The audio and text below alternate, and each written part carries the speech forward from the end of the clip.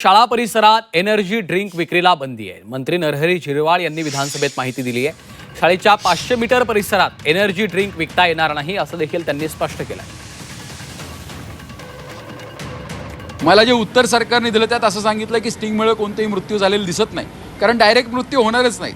याच्यामुळे हार्टबीट वाढतं, लहान मुलांमध्ये हृदयाचे आजार वाढतात, त्याचबरोबर मोठ्या प्रमाणावर साखर असल्यामुळे सगळ्यांना डायबिटीज होतो। मी अलीकडच्या काळामध्ये लहान मुलांना डायबिटीज होण्याचं कारण एक एरिएटेड ड्रिंक्स आहे, त्यातली त्यात हे एनर्जी एरिएटेड ड्रिंक्स आहेत आणि याच्यामध्ये कॅफेन आणि टोरेन असल्यामुळे मुलंही याच्या अधीन जातात आणि त्याला या सगळ्याची सवय लागते आणि एकदा अशा एनर्जी ड्रिंकची सवय लागली तर हळूहळू ते अंमली पदार्थांकडे वळतात।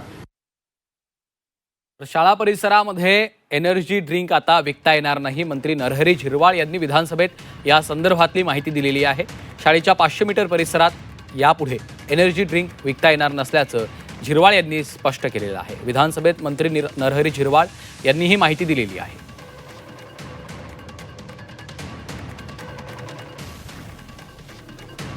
तर शालेय विद्यार्थ्यांमध्ये गेल्या काही दिवसांपासून एनर्जी ड्रिंक सेवनाचं प्रमाण वाढलेलं आहे। त्याचे अनेक गंभीर दुष्परिणाम त्यांच्या आरोग्यावर होतात। त्यामुळे शाळेच्या परिसरात जवळपास 500 मीटर परिसरात अशा पद्धतीने एनर्जी ड्रिंकची विक्री करता येणार नसल्याचं त्यांनी सांगितलं आहे। ते प्राथमिक शिक्षक असतील किंवा इतरही शिक्षक वर्ग असेल, त्यांचं जे ट्रेनिंग क्लासेस सुरू झाले तिथं देखील पालक, मुलं आणि प्राचार्य किंवा मुख्याध्यापक यांना तशा सूचना देऊन आणि त्या ठिकाणी मुलांना ते पेय किंवा इतर ज्या काही नशाजन्य पदार्थ असतील त्याची बंदी शाळेच्या आवारात 500 मीटरच्या आत जर कुठं आढळून आली तर तात्काळ त्याच्यावर कार्यवाही केली।